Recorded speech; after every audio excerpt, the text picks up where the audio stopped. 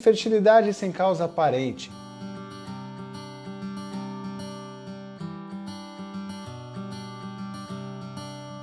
Boa noite! Tudo bem com vocês? Hoje nós temos um tema muito legal e muito difícil que os casais com infertilidade vivem, que são os casos de infertilidade sem causa aparente. Quando o casal tem dificuldade para conseguir engravidar e nós ainda não sabemos o porquê. Isso gera muita angústia nos casais, isso gera incerteza, isso gera insegurança e é o que nós chamamos de infertilidade sem causa aparente. Eu quero saber como conduzir os casos de infertilidade sem causa aparente, quais são os exames que nós devemos fazer, quais são os cuidados que nós temos que ter com as pacientes, quais são os protocolos de conduta diante desses casos. E para me ajudar, hoje eu tenho uma convidada muito querida, mas muito querida mesmo, doutora Carolina Scaranari, médica sócia-diretora do Grupo FIVMED, quem eu tenho o prazer de chamar de grande amiga, conselheira, e que vai me ajudar a responder todas essas inúmeras questões. E a ideia é que nós tenhamos um grande bate-papo para podermos conversar literalmente como é a abordagem na prática que ela tem e para que a gente possa dividir experiências. E eu não tenho dúvidas que eu mesmo vou aprender bastante com ela aqui na nossa conversa hoje. Esse é um tema muito legal e quando eu perguntei para a Carol sobre o que ela queria conversar, ela de cara já mandou, vamos falar de infertilidade sem causa aparente? Puxa, isso gera tanta dúvida, tanta confusão. Deixa eu chamá-la aqui. Oba! Oi, Carol! Conseguimos. Oi, Davi. E aí? Tudo bem com você? Tudo ótimo. Eu entrei sem querer na sua transmissão pelo meu outro perfil. Não, mas tá ótimo. E aí, tudo bem? Tudo ótimo, Davi. Que bom. Conseguiu se virar nos 30 aí com as crianças? Nossa, se virar nos 30? Não sei que número que a gente se vira nessas situações. Ai, deixa eu fazer as boas-vindas, Carol. É até estranho ser muito polido, como é que fala? Muito técnico, formal. né? Formal, exatamente. Mas deixa eu seguir as formalidades da casa. Doutora Carolina Scaranari, ela é médica, sócia-diretora do Grupo FIVMED, a quem eu tenho um grande prazer de chamar de amiga, de sócia, e pessoa com quem eu tenho profunda admiração, não só pela sua qualidade técnica, pelo conhecimento que tem, mas pela pessoa humana e querida que ela é. É uma super médica, uma super mãe, uma super amiga, e direto a gente discute casos nos bastidores, eu sempre aprendo muito com você, eu não tenho dúvidas que transmitir o seu conhecimento para todo mundo que está aqui hoje vai ser muito legal. Eu já separei várias perguntas para te fazer. Vamos ao tema? Vamos começar a nossa conversa? Vamos lá. Eu já deixo para você fazer abertura. O que é infertilidade sem causa aparente para você? Eu gosto muito desse tema porque nós, de um centro especializado em reprodução humana, frequentemente chegamos a ver pacientes que já passaram por várias esferas, no consultório, em subespecialistas, e a hora que chegam conosco, é frequente que assim, eu passei 2, 3 anos investigando e nada era achado, então eu não tinha nada, então eu era muito estimulada, tanto por médicos como pela mãe e pela irmã, você está muito estressada, vai dar tudo certo, é porque você está muito estressada que não está dando certo. E aí, o que eu acho é que quando a gente não acha fácil a causa da infertilidade, é aí que a gente precisa de um especialista, porque ela está mais escondida mesmo. A gente nunca acredita que não tem a causa, né? A gente acredita que deve ter, que está difícil de fazer o diagnóstico e provavelmente a gente vai conversar aqui das causas escondidas. Onde que a gente tem que procurar pelo em ovo, porque a gente não está achando facinho. As grandes causas, o espermograma alterado é fácil de achar, a trompa entupida é fácil de achar. Uma síndrome do ovário policístico cabeluda que não ovula, que tem ciclos irregulares, é fácil de achar. Não achou assim? Vai ter que ter especialista, vai ter que procurar bastante. E aí que eu acho que a gente ainda perde muito tempo e ganha muita idade. Exatamente. Acho que esse é um dos maiores problemas. O casal com infertilidade sem causa aparente, ele fica com muitas incertezas e principalmente insegurança para dar o primeiro passo. Isso. Quando você conversa com um casal com infertilidade sem causa aparente, para eles a impressão que dá é que não existe um problema. Isso. E a maneira como ele recebe as informações, quando entrega o exame para o médico, e o médico diz que os exames estão normais, o raciocínio começa errado, né, Carol? O casal que pega os exames normais acha, poxa, não tenho problema nenhum. Fala, não, gente, é o contrário. É o contrário, tá mais difícil de achar o problema. Você tem um problema e eu não sei onde é que ele tá, né? Exatamente. Então, quando que eu falo, Carol, por exemplo, a partir de quando eu posso falar em infertilidade sem causa aparente? O casal que está tentando há 3 meses e não conseguiu engravidar ainda, e já tem indicação e fez exames e estão normais, eu já falo em infertilidade sem causa aparente?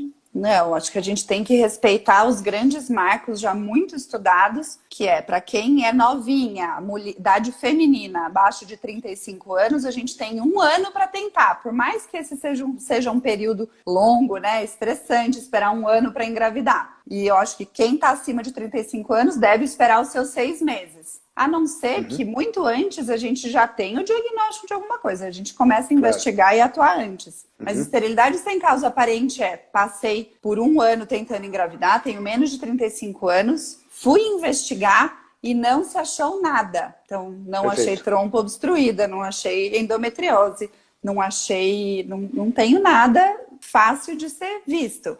Então, aí eu acho que a gente deve falar mais pra frente, das atuações quando a gente não acha nada mesmo. Mas até a gente não achar nada mesmo, tem muito mais chão do que isso que a gente faz no consultório do ginecologista. Então eu acho que eu apoio a paciente investigar com o seu ginecologista enquanto ela está fazendo espermograma, esterossalpingografia, exames hormonais, checando a tireoide, checando a prolactina, fazendo ultrassom transvaginal. A gente não achou nada, eu acho que já é o momento da gente começar a procurar mais a fundo. Tem muita coisa para procurar. Então, peraí. Então, eu gostei do que você já começou a explicar. Então, deixa eu tentar entender melhor. Então, você me falou que tem uma rotina básica de investigação. Falou, olha, no mínimo isso. Porque às vezes a gente pega pacientes que vêm aqui com eu não vou nem, são 2 coisas. Uma coisa é uma paciente que tem o diagnóstico de infertilidade sem causa aparente. Isso é um diagnóstico. Não achar a causa é um diagnóstico. Significa, eu fiz tudo aquilo que eu deveria fazer para investigar e não achei. Eu tenho diagnóstico de infertilidade sem causa aparente e diante desse diagnóstico existem protocolos de conduta. Diferentemente da paciente que fala assim, não, ninguém acha o problema, mas sequer fizeram o básico. Então, não dá nem para falar que é infertilidade sem causa aparente. O básico habitualmente é feito. O que é o básico? O que é o básico? Mas explica para mim, o que é o básico? Vamos lá. Primeira coisa que a gente tem que checar é a idade. A idade é muito esquecida frequentemente. Então, fiz o exame das trompas e a trompa é aberta. Fiz ultrassom, não tem nada muito grosseiro da endometriose. Fiz espermograma, tá normal.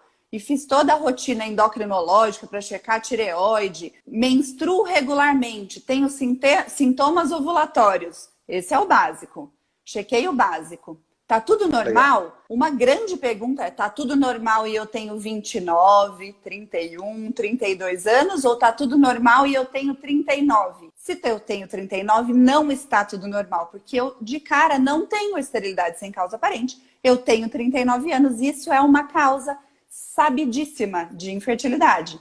Então, essa é a primeira comida de bola. Então, nesse tempo, a primeira pergunta é a idade. Então, a gente vai muito para a esterilidade sem causa aparente se eu tenho 29.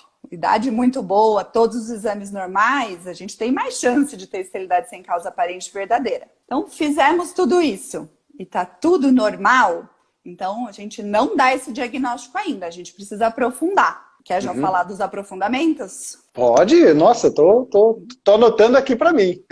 Então, é essa paciente que chega aqui no nosso consultório, né? Com toda essa rotina normal, não sei por que não engravido. Todo mundo tá falando que eu tô estressada demais. Não tá estressada demais, vamos lá investigar. Então, se a sua idade é boa, a gente tem que checar se a reserva ovariana é tão boa quanto a sua idade. A reserva ovariana é um dos pontos que estão muito escondidos nessa esterilidade sem causa aparente. Fiz tudo. Ninguém fez um ultrassom com contagem de folículos antrais e ninguém fez um antimileriano para checar se a minha reserva ovariana é boa. Então, eu posso ovular todo mês, posso menstruar todo mês regularmente e ter uma reserva ovariana muito baixa.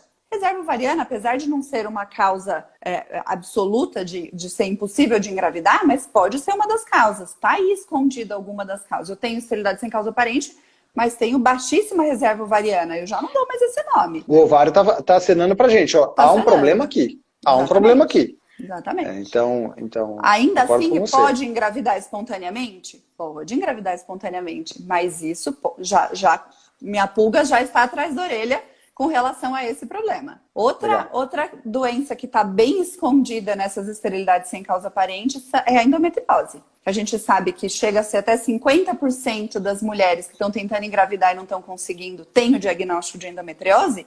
A gente tem que colocar todas as pulgas atrás da orelha para achar que isso é muito frequente, tem que investigar. E a gente sabe que o ultrassom transvaginal de rotina, esse que a gente faz na rotina, não consegue ver muito mal a endometriose. Consegue ver se a endometriose for muito exuberante. Então, nesses casos, é interessante a gente fazer uma ressonância magnética ou um ultrassom transvaginal com preparo intestinal. Esses dois exames têm um poder, uma visibilidade maior de lesões menores. E a gente sabe que não precisa ser uma endometriose muito avançada para causar infertilidade. Então, eu não tenho nada até agora. Eu fiz uma ressonância, o radiologista achou que tem sinais de endometriose, pronto, a gente achou e a partir daí a gente vai tomar as condutas. Né? Então, perfeito. Tá muito escondida também. Né? Acho que os dois maiores são a reserva ovariana e a endometriose. Mas sabe um fator de todos os casos, que eu pego de infertilidade que chegam no meu consultório de infertilidade sem causa aparente, e isso pode variar de região para região, mas o que eu vejo muito é erro de laudo da esterossalpingografia. Gente, assim, a Carol está sofisticando a investigação dos exames. Mas tem uma coisa básica antes, mas né? tem uma coisa básica. Então, assim, na minha opinião, é assim, o médico pediu a esterossalpingografia para você e só leu o laudo, não é ele que vai te dar um diagnóstico.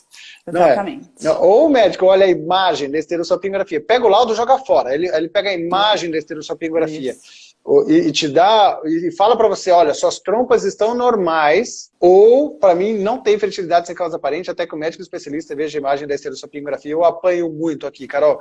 Eu imagino, para que vocês entendam, embora estejamos próximos, a Carol atende em Campinas, ela atende dentro lá do FIVMed, eu moro em Rio Claro. Então, são micro-regiões diferentes e, às vezes, os exames têm procedências diferentes. Então, óbvio que tem lugares que sabem fazer, sabem laudar, mas a minha realidade aqui é que a grande maioria dos laudos de esterossalpingografia vem com erro. Você tem a mesma experiência, a mesma vivência aí, Carol? Vejo alguma coisa, assim, muito mais relacionada a trompas mais afastadas, com sinais de aderência, e isso não é laudado, do que obstrução, né? Sim, é o que você falou, que é grosseiro é fácil de ver. Fator peritoneal, Exatamente, que são os detalhes da imagem. Então isso de verdade eu vejo bastante. Então, peraí, então deixa eu tentar organizar as informações para nós evoluirmos. Perfeito. Então você me falou da propedêutica básica. Vou fazer um ultrassom, vou fazer esterossalpingografia, vou pedir os exames hormonais, vou pedir um espermograma e vou ver se a mulher tem ciclos regulares com padrão ovulatório. Aí nós falamos, olha, tome cuidado para avaliar a esterossalpingografia, porque ela tem, a sua imagem pode esconder algumas coisas que o radiologista não laudou. Aí você falou, olha com carinho pro ovário, verifique a reserva ovariana, solicite um antimileriano, faça a contagem de folículos antrais e dê um diagnóstico, no mínimo, de normalidade da reserva ovariana. Exatamente. Aí você falou, bom, endometriose também é um fator que pode estar escondido. Às vezes, mesmo pacientes assintomáticas podem ter endometriose, Carol, porque normalmente a paciente que fala, a gente fala em endometriose, a mulher já acredita, bom, eu não tenho dor nenhuma, eu não tenho endometriose. Como é que é? Qual que é a situação da endometriose? A dor na menstruação, a dor na relação sexual e até dores contínuas são bem frequentes em quem tem o diagnóstico de endometriose. Mas existe uma porcentagem importante de mulheres assintomáticas ou pouco sintomáticas. E a cultura é de que mulher tem cólica mesmo, né? Então, se eu tenho cólica, eu tomo 1, 2, 3 anti-inflamatórios no meu ciclo menstrual, a gente já tem a cultura de achar que isso é normal. Né? E nem dizer. Então, a hora que eu vou perguntar, eu falo, você não tem nada? Você não toma nenhum remedinho? Não, eu tomo, normal, né? Passo 2 dias, segundo dia é doído.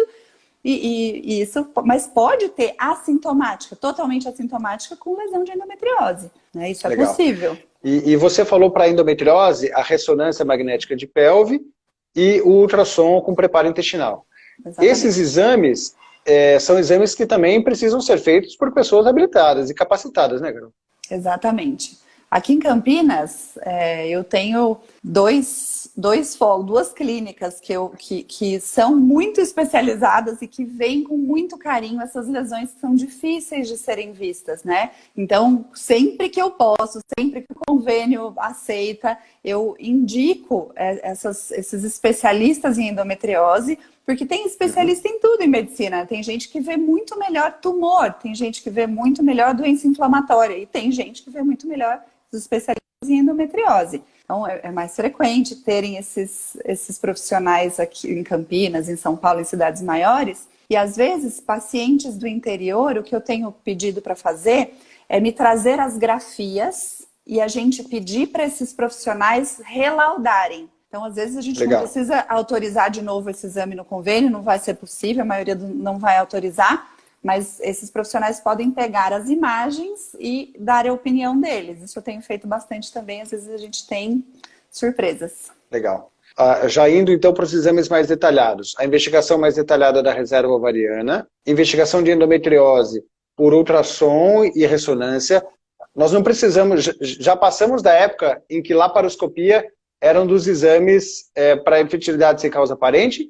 Ou você acha que nós temos que fazer ainda a laparoscopia, Carol? Eu acho que a gente não tem que fazer, porque se a gente está fazendo laparoscopia é porque provavelmente a cidade que a gente está não tem condição de fazer o diagnóstico por imagem, porque não tem ultra especialista nisso. Muito menos terá cirurgiões ultra especialistas e bons cirurgiões que vão tomar condutas bem feitas em pacientes inférteis. Então, acho que para a gente pular daí para uma laparoscopia que era só para fazer o diagnóstico, para a gente ter uma cirurgia muito invasiva que pode diminuir a chance da taxa de gravidez, eu acho que é um risco. Então, assim, uma mensagem que eu acho que toda a literatura tem embasado ultimamente é que a laparoscopia para paciente que não está com muita dor não tem mais o seu papel na paciente infértil, né? A gente deve, sim, fazer muito esforço para ir para os exames de imagem menos invasivos, que gastem menos tempo da paciente e que sejam menos invasivos, de fato, né? Claro. Já não cabe mais aquela conversa, vou fazer uma cirurgia para ver se eu acho alguma coisa. Assim, façamos por exames de imagem com médicos especialistas e guardamos a cirurgia para casos indicados. Exatamente. Certo? Então, acho que vale o cuidado. Então, falamos da reserva ovariana, exames complementares, da reserva ovariana, da investigação, da endometriose.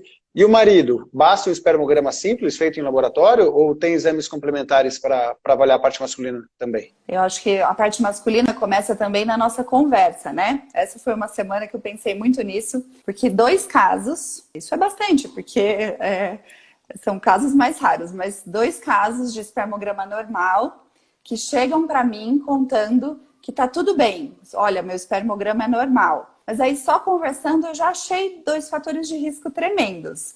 Eu trabalho, sou agricultor, eu tenho uma propriedade e eu trabalho muito com agrotóxico o tempo todo e a esposa já falou, e não se protege, não usa equipamento de proteção individual.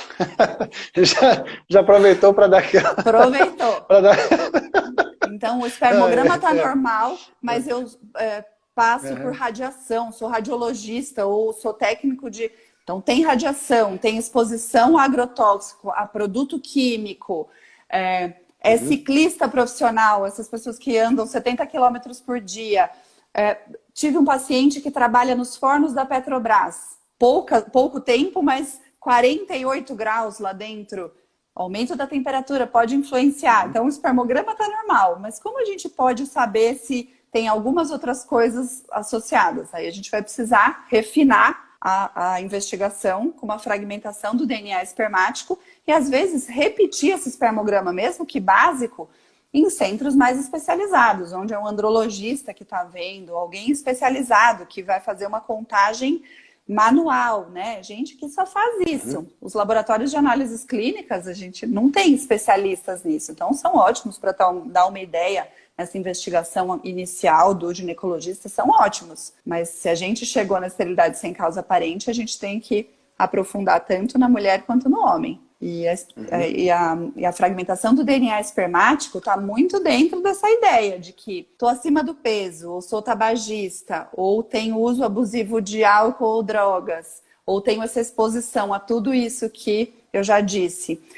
Hoje é muito frequente clínicas que fazem acompanhamento tanto de massa muscular como das questões sexuais masculinas usarem testosterona. Essa semana tive uma indicação, um casal prestes a fazer tratamento por outras questões que ia receber o tratamento de testosterona, que ia piorar muito a qualidade do sêmen. Isso é pouco difundido, sim, né? Então aí, se a gente faz esse outro exame chamado fragmentação do DNA espermático, que vai tentar medir esse estresse, essa agressão mais fina, né, mais difícil da gente ver, o sêmen pode estar sendo agredido, sem que os valores numéricos e a motilidade e a morfologia ainda estejam abalados. Então, está escondido aí também uma alteração qualitativa do sêmen, que pode aumentar a chance de infertilidade, aborto de repetição e os maus resultados dentro do laboratório. Então, eu acho que o quarto componente aí da nossa investigação mais aprofundada, fragmentação do DNA espermático e um bom espermograma. O que você acha, Davi? Concordo, 200%. Tem fatores escondidos. O teste de fragmentação de DNA espermático me ajuda a falar a qualidade do sêmen. Uma coisa é se ele nada bonitinho, se a morfologia está normal, se a contagem está normal, tudo bem. Agora, a qualidade daquele espermatozoide, a sua carga genética, a gente avaliando isso de forma indireta, que seja, ela tem bom potencial para formar bons embriões? Então, sem dúvida nenhuma, é um exame complementar que pode elucidar possíveis causas. Então, exatamente, nós não pedimos isso para todo mundo. Quando existe uma causa evidente, por exemplo, é um fator tubário, eu não preciso pedir esse exame se o marido não tem fator de risco, como você descreve. Mas quando eu estou diante, assim, nós não podemos nos contentar com o diagnóstico de infertilidade sem causa aparente. Exatamente. Tem que procurar pelo em ovo, como você descreveu. Porque senão, se eu não souber qual é a causa, eu não consigo aprimorar a qualidade do meu tratamento. Exatamente. Então, a partir do momento que eu achei alguma coisa, eu consigo aprimorar a qualidade do meu tratamento. Vão ter situações que nós não vamos achar. O paciente pode passar com a Carol, que é ultra especialista, e vão ter casos que ela não vai encontrar. E daqui a pouco a gente vai discutir sobre isso. Só que antes disso, eu não vou me contentar com infertilidade sem causa aparente. Então, nós temos que nos embasar com, no mínimo, uma propedêutica adequada. Exatamente. Posso complicar um pouquinho mais? Demais. Aí o paciente vai lá, fala que tem infertilidade sem causa aparente, e aí fez um exame de metileno tetrahidrofolato redutase, o MTHFR, e o médico fala, encontrei, achei o problema, como é que ninguém pediu esse exame antes? Ou outras trombofilias. Hoje em dia está na moda o paciente falar e meter o pau no médico que não pediu exames de trombofilias e por isso que ela não engravida, achei o problema. E é isso mesmo? Trombofilias faz parte da propedêutica quando eu quero investigar infertilidade sem causa aparente? Quando a gente fala de trombofilias, tem um mar de trombofilias, né? Vamos começar por essa que você falou, a famosa MTHFR, metileno tetraidrofolato redutase, que é uma alteração genética que está presente em 30% da população. Não temos 30% da população infértil nem abortadora de repetição. Primeira coisa estranha aí. E aí tem um monte de trabalho tentando associar essa mutação com infertilidade ou aborto de repetição. E esses trabalhos foram falhos. E hoje em dia, os maiores guidelines, as maiores sociedades que orientam as condutas para os especialistas não indicam mais a investigação da metileno tetraidrofolato redutase para ninguém, nem nas abortadoras de repetição, muito menos nas inférteis. Existe ainda, talvez, uma certa dúvida na abortadora de repetição que a mutação possa levar a aumento da homocisteína. E para as pacientes com homocisteína aumentada, a gente poderia ter uma relação causal com aborto de repetição e não com infertilidade. Mas também essa investigação está caindo fora do baralho, porque a gente trata a hiperhomocisteinemia com ácido fólico. E quem está tentando engravidar e não está tomando ácido fólico? Tem, obviamente que tem, mas a maioria das pacientes, ou seja, se tiver, já está tratando. Então, não Sim. faz parte da investigação e eu não anticoagulo e não penso em nada disso para as minhas pacientes. E você, Davi? Não, não. Eu atendi 2 casos semana passada de homocisteína elevada com perdas gestacionais tardias e complicações obstétricas tardias com homocisteína super elevada. Se eu não me engano, acima de 20. Aí sim, Aí sim. vamos tratar. E não é heparina a solução, você precisa baixar essa homocisteína com algumas estratégias com suplementações. Exatamente. Agora, para infertilidade, eu quero ouvir a sua opinião e assim, não se preocupe em concordar ou discordar comigo, acho que quanto mais a gente discordar vai ser legal, porque são dúvidas acadêmicas. Em relação às outras trombofilias, mesmo SAF e outras, para infertilidade sem causa aparente. Porque o tema não é abortamento de repetição. Certo? Então, assim, uma coisa é um paciente que é abortador habitual e ela já teve vários abortos, eu vou discutir alguma trombofilia. Beleza. Então, aí eu acho que a discussão é ampla. Mas nos atendo ao tema de infertilidade sem causa aparente. O casal não consegue engravidar. As trombofilias, seja ela qual for, SAF, fator 5, gene da protrombina, dentre qualquer outra, hereditária ou adquirida, você acha que trombofilia está relacionada à infertilidade sem causa aparente? Não acho. Definitivamente não acho que está relacionada. Mas eu discuto abertamente isso com a paciente do seguinte ponto de vista. Se ela nunca engravidou antes, ela nunca foi exposta a esse pós-gestação. Como que a gente vai entender o corpo dela depois que ela engravidar? Isso nunca aconteceu antes. Então, visto que a gente mora num país onde a informação e essas informações e essas brigas de o seu médico não pediu, o meu médico pediu e o Dr. Google atrapalhando, eu acho que eu tenho que usar mais um tempinho da minha consulta dizendo assim, olha, existe isso aí, é um caso positivo para 30, 40 mil mulheres que têm essa doença, é uma doença grave, frequentemente ela abre o caso com trombose, você não tem trombose, na família não tem trombose e é raro isso aí. Os convênios, grande parte da investigação completa da síndrome do anticorpo antifosfolípide não cobrem. Você vai gastar dinheiro. O que você quer fazer? Porque a gente pode descobrir lá na frente, a hora que eu conseguir fazer você engravidar, você descobrir aborto de repetição, aí a gente vai investigar SAF? Qual que é a sua conduta? Eu acho que isso tem que ser dividido. A maioria dos pacientes querem colher. Tudo bem. Sim. Tudo bem, mas aí é aquilo que você falou, assim, ó, eu vou dosar só porque de repente eu vou precisar fazer uma fertilização in vitro. Faz um baita tratamento de alto investimento físico, financeiro, emocional, para descobrir depois que perdeu o que tinha. Então, acho que até aí tudo bem. Mas eu acho que nós temos um comum pensamento de que trombofilia nenhuma delas é causa de... Exatamente. Então, não me venha levantar bandeiras de trombofilias. Estou falando dos pacientes, falando que achou a causa da infertilidade, porque lamento. Não achou, falaram isso só para falar que está desviando bom, né? sua rota. Isso, excelente. Adorei. Desviando sua rota. Adorei, desviar a sua rota. Lá e você tá pra lá, né? Exatamente. Gostei do que você falou. Mais uma pergunta difícil.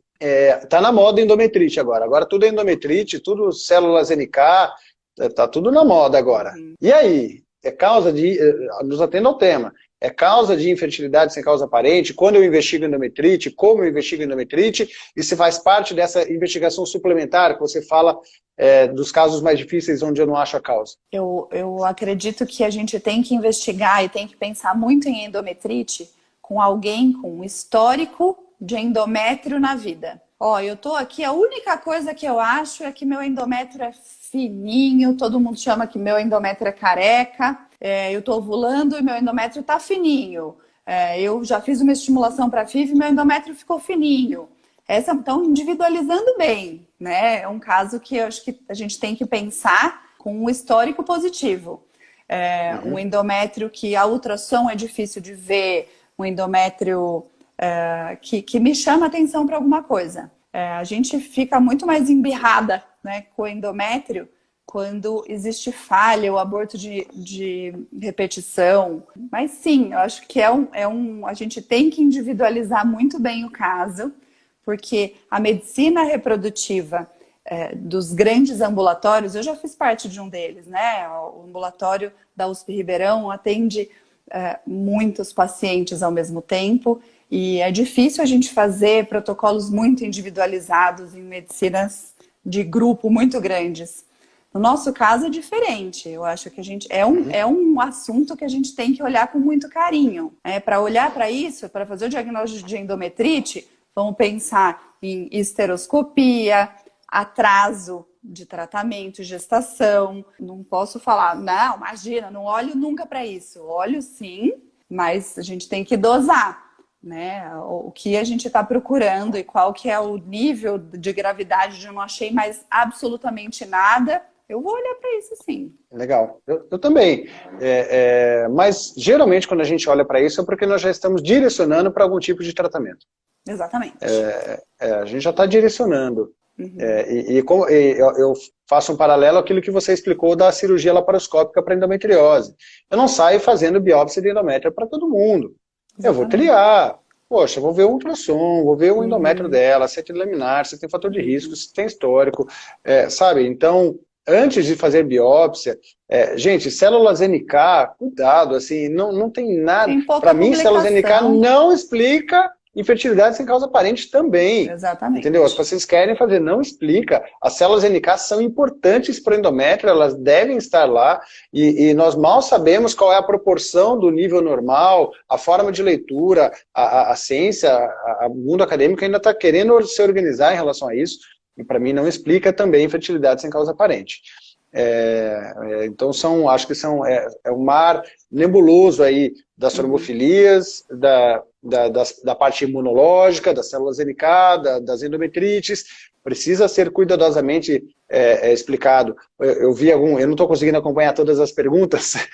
Aliás, quem quiser mandar alguma pergunta, tem uma caixinha aberta lá do Stories minha, vai ficar mais fácil de eu conseguir responder depois, que hoje a Larissa está me ajudando com os casos, Carol, então nós estamos em carreira solo aqui hoje. Então manda na caixinha do Stories lá que vai ser mais fácil de responder depois. Agora, poxa, eu já tive abortamento, tenho histórico familiar. Tá bom, vamos investigar, mas cuidado porque senão você está direcionando as suas ações para o lado errado. E aí, Carol, vamos supor que nós também investigamos, porque tudo isso tem que ser rápido. Esse é um outro grande problema. Assim, parece, do tanto que a gente está conversando aqui, parece que tudo isso que nós vamos fazer demora um ano. Não, e esse é outro grande problema. A paciente vai no médico, pede, não achei nada. Agora faz isso. Não achei nada. Agora faz isso. Não achei nada. Não, e assim, tudo de uma vez. E aí chega pra gente desgastado. Davi, eu não aguento mais. Carol, eu não aguento mais. Já fiz um monte de coisa e no fundo não fez nada. Na verdade, só fez exames para tentar adivinhar qual é o problema e não fez nada para tentar ajudar a engravidar. Exatamente. Então, eu queria... Antes de tentar ajudar a engravidar, a gente, acho que é bom falar de uma coisa rara, mas eu acho que é legal. Peguei também esse mês uma infertilidade sem causa aparente, que eu não lembro se foi a esposa ou o marido, que tinha uma alteração no cariótipo. Um cariótipo com uma inversão. Então, as inversões e as translocações, diferentes dessas alterações das variantes da normalidade, que essa sim a gente não tem evidência nenhuma de que possa causar o aborto de repetição ou infertilidade. Mas uma translocação, uma inversão, se a gente não acha mais nada, a gente pode pensar que talvez seja um dos pais estão passando uma informação genética que não está conseguindo ser balanceada nos embriões, na prole, que isso pode uma das causas de aborto de infertilidade sem causa aparente. Então vamos tentar resumir essa primeira etapa da conversa? Então, a propedêutica básica, me corrija que eu estou falando tudo de cabeça. Sim. Propedêutica básica, o ultrassom transvaginal, a esterossalpingografia, a avaliação hormonal, a confirmação da ovulação, que muitas vezes basta olhar o padrão do ciclo menstrual, e o espermograma. Eu quero sofisticar um pouquinho mais. Vou pedir uma ressonância de pelve e um ultrassom para pesquisa de endometriose, vou pedir um teste de fragmentação de DNA espermática ou um teste de capacitação espermática para avaliar também outras maneiras de investigar o sêmen, vou pedir um cariótipo do casal. Reserva ovariana. Avaliação da reserva ovariana, antimeleriano. Checar a idade. Isso, a idade. Hoje eu atendi uma paciente de 42 anos falando assim, não sei a causa. Eu falei, gente, você tem 42 anos, isso, já está aí a causa, né? Isso. Então, olhar a idade da paciente e acho que é isso. cuidado com trombofilia, cuidado com endometrite, não desvia o caminho. Não desvia teu foco, porque senão você está indo para o lado errado. Isso reforçando que nós não estamos aqui discutindo abortadoras habituais. Isso. E aí, tudo bem. Então, ela passou com você de uma forma rápida e objetiva, você investigou tudo isso, ela fez aquela bateria de exames, trouxe tudo para você, e você olha tudo aquilo e fala assim, nossa, eu também não achei. A paciente fica frustrada. Puxa, não achou de novo. E aí? O que eu faço? Mando para casa? O que eu falo para ela? Aí a gente está à frente de uma esterilidade sem causa aparente verdadeira. Essa que a gente realmente...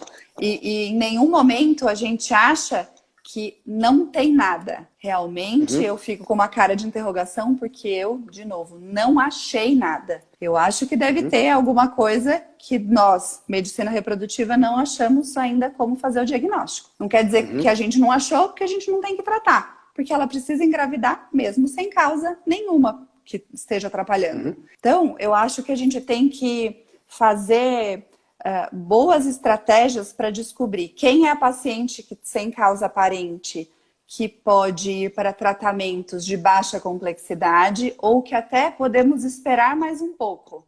Quem é a paciente que não tem mais espera. Acho que o grande divisor de águas nesse momento é a gente tentar achar a gravidade do problema. Na gravidade entra a idade. Então, alguém com esterilidade sem causa aparente de 28 anos é diferente de 38. A 38 eu tenho pressa, de 28 nem tanto. E tempo de infertilidade. De 28 tem uma esterilidade sem causa aparente há 10 anos. Ela está tentando engravidar há 10 anos, numa idade ótima para engravidar. É lógico que eu acho essa infertilidade grave. Eu não vou esperar, ela já está esperando há 10, eu vou esperar mais um ano? Não faz sentido. Eu acho Adorei que que você falou isso. A gravidade da infertilidade fala tudo pra gente, né? O que eu vou fazer? Até eu li um trabalho hoje, pensando na live, de que eles usam esses critérios. Idade, IMC, então se a gente está acima do peso ou não, tempo de infertilidade e se a gente não achou absolutamente nada. Basicamente, tempo de infertilidade e idade. Para a gente pensar. Sim. Esse trabalho checou várias comparações de pacientes que tentaram por mais 6 meses sem fazer nada, comparado com as pacientes que fizeram tratamento. Quando o trabalho viu a paciente com uma esterilidade curtinha, só estou há 1 ano tentando engravidar. Nos próximos 6 meses, um número ótimo de pacientes, considerável de pacientes engravidou. Então, competiu com os tratamentos. Ficou aceitável esperar mais um pouquinho. É inaceitável. Então, paciente jovem, idade menor do que 35 anos, com tempo de infertilidade próximo de 1 ano. Exatamente. Tentar por mais um tempo, não só não é prejudicial, como ainda proporciona boa chance de sucesso. E aí a gente conversa assim com o paciente, olha, você é jovem, você tem boa reserva ovariana, eu investiguei agora realmente tudo, eu acredito que você pode conseguir engravidar, vai para casa e tenta por 6 meses. Olha a importância disso que você está falando. Né? Mas eu pus um prazo. Isso, é muito diferente. Fala assim, não, vai que está tudo certo. E aí não põe um prazo. Então colocar um prazo é algo extremamente importante. Exatamente. Vai e tenta por 6 meses. Depois você volta aqui e a gente conversa de novo. Exatamente. Mas coloca prazo, porque senão a rotina do dia a dia faz esse casal voltar com você depois de 3 anos. Doutor, então, não deu certo, né? Exatamente. Aí pulou de degrau e foi para uma reserva ovariana pior. E agora que a gente já esperou um tempão e que a gente vai ter que fazer tratamento, agora vamos contar com uma idade pior, uma reserva ovariana pior e com talvez uma menor chance de gestação. Legal. E quando eu não posso, o raciocínio inverso, quando eu não posso mandar a paciente para casa? Esterilidades com tempo maior, eu acho que maior que 3 anos, a chance de gestação espontânea não é 0, mas é muito baixa. Então, temos que menor pensar... Menor do que 20%. Menor do que 20%. Nesse trabalho de... Ao ano. Não estou falando 20% ao mês, não. Isso. Ao ano. Esse trabalho diz dá uma taxa de 1, 2% ao mês. A comparação de FIV com esse grupo de pacientes que tentaram espontaneamente foi 2,5% dessas pacientes engravidaram contra 60% das pacientes que fizeram FIV. Show. Isso comparando com o FIV. Tem alguns casos onde os tratamentos de baixa complexidade podem ser feitos. De novo, tratamento de baixa complexidade ele está contando com todo o nosso maquinário sem muita influência. Então, a gente está contando O que é baixa com a nossa complexidade? O que é baixa complexidade? Coito programado e inseminação. Então, poxa, eu não tenho nada, você vai me indicar FIV? Dá para indicar coito programado e inseminação? Dá, mas a gente pensa bastante em coito programado e inseminação como quase a mesma coisa que acontece em casa. Para pacientes regulares, com ovulação e que têm exposição em relação sexual nos períodos corretos, a gente vai agregar pouco benefício, não zero. Então pode ser feito. Mas, de novo, é um tratamento com prazo, 3 a 6 meses pela literatura, que a gente pode gastar de tempo. Então, esse tratamento, eu acho que é muito bom para pacientes, assim, talvez de 30 a 34 anos, com esterilidade curta, com essa abordagem, porque aí a gente não está gastando tempo numa fase ruim, ela ainda tem boa idade, a gente já checou que tem boa reserva ovariana. Agora, tratamentos de baixa complexidade em idades avançadas... Não. Eu, particularmente, não indico o coito programado para ninguém com infertilidade sem causa aparente. Isso, eu não gosto. O que eu faço, com muita frequência, é acompanhar um ciclo natural, sem indução, ovulatório. Por quê? Porque eu ainda estou buscando causa, eu quero olhar o endométrio, eu quero ver o endométrio no período fértil, eu quero confirmar, às vezes, eu mostro para o paciente, olha, você está ovulando, eu ainda reforço, eu não estou fazendo nada, porque a partir do momento que você propõe um tratamento para ela, que seja de baixíssima complexidade, você já gerou toda aquela ansiedade, aquela expectativa, aquela angústia, já gera uma frustração e você não ajudou em nada. Você fez uma paciente ovular, sendo que ela já ovulava. Então, assim, não vejo benefício algum. Inseminação, eu acho que já é uma ajuda. Então, eu estou pulando o canal cervical, eu estou jogando espermatozoide lá dentro, eu otimizo o período fértil, fiz um processamento seminal, mas tem indicações restritas. E para mim, uma das principais indicações é o tempo de infertilidade menor do que 3 anos, existem publicações falando menor do que 5 anos, eu me limito a 3 anos, e tendo visto realmente infertilidade sem causa aparente. Assim, eu vi as trompas, estão normais, e eu, Davi, acredito que o casal que vai engravidar numa inseminação iria engravidar em casa em algum momento. Então, eu acredito nisso. Assim, por isso que é para tempos muito curtos de infertilidade, né? Eu concordo. Exatamente. Eu concordo. Os trabalhos mostram diferença brutal na taxa de gestação desses casos com tratamento de baixa complexidade e com FIV, né? E aí entra o que você falou, porque assim, então se eu estou falando de uma mulher com idade mais avançada, baixa reserva ovariana, ou tempo de infertilidade maior do que 3 anos, mesmo que eu não tenha identificado a causa, nós podemos indicar fertilização in vitro, correto? Correto. Só que o que é mais importante no meu modo de ver é a maneira como se indica a fertilização in vitro. Eu fui no médico especialista. Gente, tem médicos especialistas e médicos especialistas. Quem conhece a doutora Carolina sabe que não são todos os médicos especialistas com a mesma capacidade que ela tem. E por quê? Porque não basta saber diagnosticar, mas também tem que saber conversar com o paciente. Porque se você indica uma fertilização in vitro sem uma base de orientação correta para um casal com infertilidade sem causa aparente, ele vai achar que você está querendo vender tratamento. Isso. E na verdade, porque, poxa, se eu não tenho nada, por que ele indica uma fertilização in vitro? Exatamente. E aí fica aquela conversa que fica parecendo uma conversa comercial. Agora, o que nós temos que entender há um problema grave, por isso que eu gostei da forma como você falou, Carol, porque você tem um problema grave, você não engravida há 3 anos. Não é só colocar o travesseirinho embaixo do bumbum, não é só tomar um remedinho, não é tomar inhame, não é maca peruana que vai resolver o problema. É um problema grave. E tão grave que eu não sei nem qual ele é. Né? Então, e às vezes a gente vai descobrir isso ao longo do tratamento. Gostei de novo, é traiçoeiro. Então, há indicação sim de fertilização in vitro em casos em que a gente não acha o problema. E a explicação toda é essa que você resumiu super bem. E aí a gente pode pensar na FIV como uma das opções terapêuticas nesses casos, de idade avançada, baixa reserva ovariana, ou tempo de infertilidade maior do que 3 anos. Você enxerga alguma indicação a mais, algum cuidado a mais, Carol? Eu enxergo cuidado com a vida também, né? Um trabalho que eu adoro, super antigo, que fala do Loving Care. Esses tempos eu tive uma gestação de uma paciente muito querida, que emagreceu primeiro 17 quilos, depois ela emagreceu de quebra para enxugar de vez mais 5, e ela voltou a ovular mais adequadamente. E com esse emagrecimento todo, ela fez o marido parar de fumar.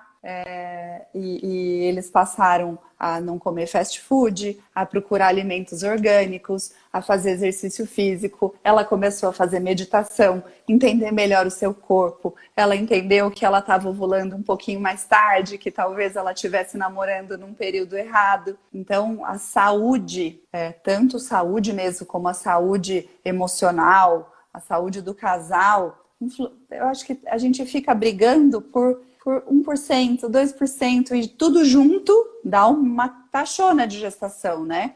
Então, cuidado com a vida, eu acho uma das últimas coisas interessantes. Esterilidade sem causa aparente, mas não toma 5 litros de café por dia, né? Não bebe cerveja 7 dias na semana, né? Isso tudo, tem muita gente que faz tudo isso e engravida, mas talvez isso esteja sendo decisivo para você. A gente não está conseguindo te provar isso, mas a gente sabe que não faz bem, né? Maravilhoso. Bom, aí indicamos uma fertilização in vitro, numa infertilidade sem causa aparente, certo? Certo. Existe algum cuidado diferente, alguma coisa diferente dentro da FIV que você faz nos casos de infertilidade sem causa aparente? Olha, eu acho que a gente tem que individualizar e tomar muito cuidado com a estimulação ovariana. Tem vários protocolos interessantes para pacientes normo-respondedoras. A gente está... Uma paciente sem causa aparente, se a gente não achou nada, é uma paciente que tem uma resposta habitual. A gente não precisa usar nem dose altíssima, nem dose baixíssima. Acho que é uma paciente de cuidado habitual, mas que a gente precisa de tanta sofisticação no laboratório quanto alguém que a gente achou um monte de coisa, né? Acho que a gente precisa usar toda a tecnologia igual. O que eu costumo conversar com os casais... eu falo assim, às vezes eu vou achar a causa lá no laboratório, porque na fertilização in vitro, nós temos a chance de olhar para o seu óvulo, algo que nós nunca fizemos, nós temos a chance de olhar para o seu embrião, algo que nunca aconteceu, nenhum exame é capaz de mostrar isso, e então eu sempre me preparo para a etapa laboratorial. Tem aquilo que você falou, eu fiz o teste de fragmentação antes, eu vou estudar a melhor técnica de fertilização, eu fico apreensivo até o final. Tem casais que terminam a fertilização in vitro e perguntam para mim, e aí, doutor, achou alguma coisa agora? Eu falo, não, ainda não achei. Eu falo assim, agora eu não quero mais achar. Eu falo assim, agora eu não quero mais achar nada. Se não achou, ótimo, né? Porque não é uma qualidade estranha dos óvulos, né? Agora eu não quero achar mais mesmo, tá certo? Agora eu não quero. Mas eu vejo isso com os mesmos cuidados. Eu acho que a gente falou bastante, Carol. Acho que do meu roteiro que eu havia preparado para a live, nós falamos quase tudo. Nosso tempo está terminando. Eu posso abrir para algumas perguntas? Claro. Vamos lá. Eu vi aqui, alguém perguntou sobre Kruger. Kruger, para você, explica a infertilidade? Boa. O laboratório tem... Então, Kruger está falando da porcentagem de espermatozoides morfologicamente normais, com um corpinho normal, né?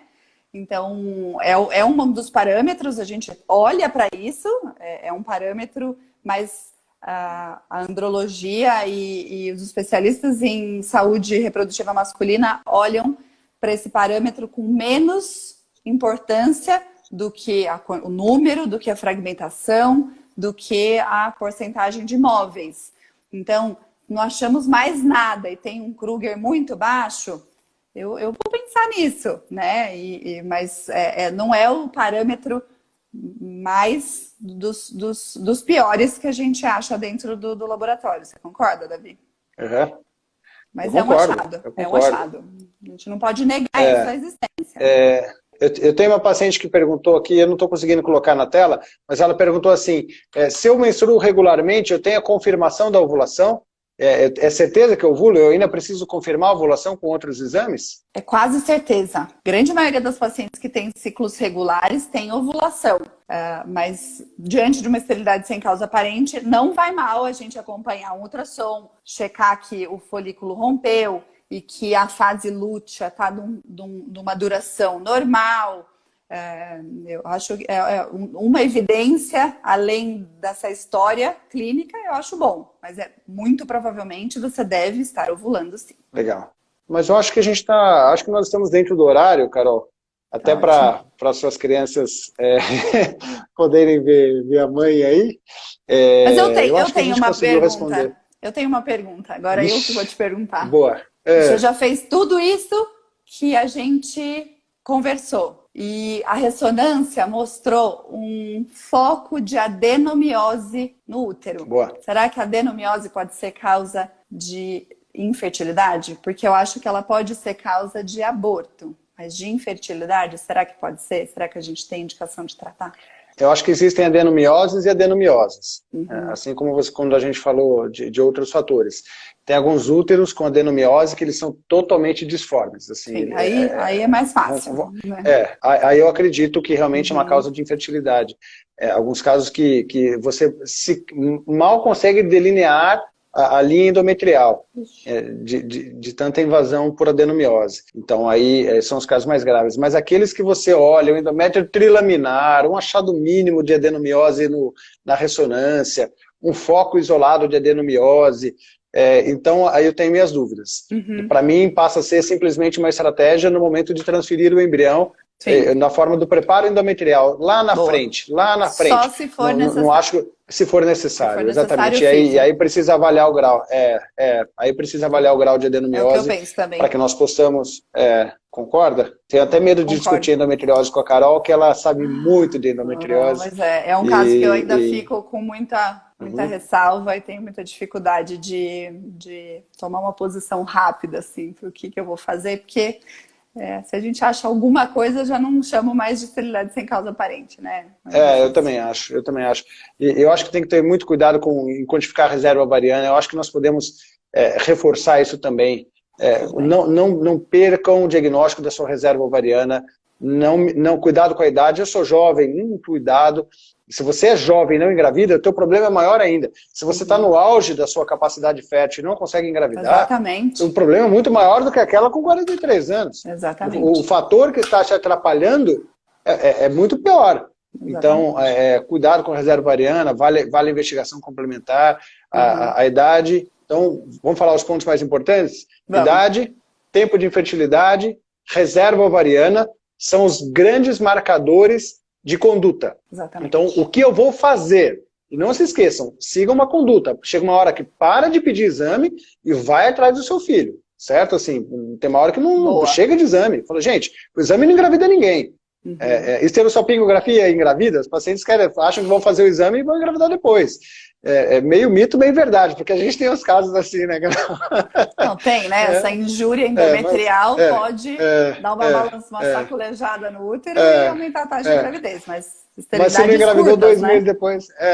Exatamente. Então, 2 meses depois para de fazer exames e vai atrás do seu tratamento. Olhe a idade, a reserva ovariana e o tempo de infertilidade.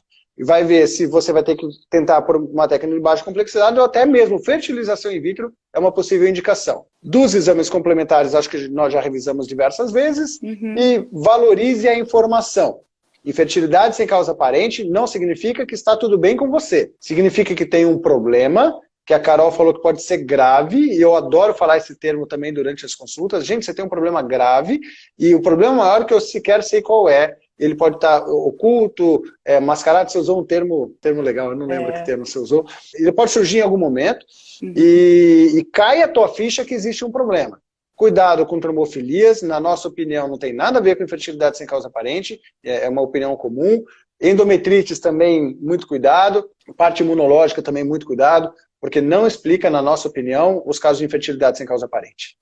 Certo, Carol? E nunca deixe o seu problema, que já deve existir, estar escondido, se somar a sua idade. Esterilidade sem causa. Não acrescente a idade a ele, porque se já tem e pode ser difícil, a gente acha a idade a mais, pode complicar ainda mais. É o grande trunfo que você tem nas mãos enquanto sua idade é mais jovem.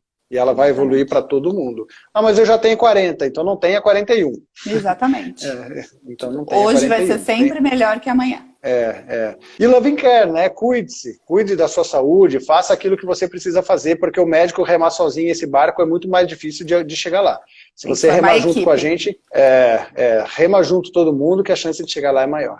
Exatamente. E também, o importante de dizer, assim, na infertilidade sem causa aparente não quer dizer que você nunca vai conseguir engravidar, mas a sua chance, quanto maior o tempo, é progressivamente menor. Depois de 3 anos, a chance realmente é bem pequena, e vale muito a pena você ter o cuidado de fazer algum tratamento. Certo? Muito boa. Davi. Traiçoeiro, alguém falou aqui, ó, traiçoeiro. Essa é a palavra que você usou. Obrigada. Obrigado, Aline. Essa é a palavra. Boa. Obrigado, Carol. Deixa eu te agradecer de novo formalmente. Não, eu que vou te agradecer de novo. Eu gosto muito do jeito que você lida com os grandes conceitos. Gosto muito mesmo. Adoro trabalhar com você. Parabéns pelas suas lives. Eu adoraria ser paciente numa época que você faz as suas lives. Eu ia, sem ser médico, né? Eu ia adorar. Parabéns. Obrigado, Carol. Obrigado mesmo. Obrigado pelo convite. E depois, sem contar para ninguém, eu te dou um abraço lá no FeedMed, que não pode mais abraçar, então já que a gente tem que falar que a gente não se abraça. Isso. Mas obrigado, com muito carinho. E certamente estaremos aqui de novo em outras situações, tá bom? Com certeza, adorei. Boa noite, pessoal. Obrigado, pessoal. Um beijo a todo mundo. Atenção. E até semana que vem. Até. Semana que vem, uma live sobre, como é que fala? Acupuntura. Não vou perder. Eu convidei a Érica Neri, ela é uma super acupunturista de Brasília, espetacular, professora, tem livros, e vai ser uma live muito legal. Eu espero todo mundo semana que vem. Beijo de todo mundo. Tchau, tchau.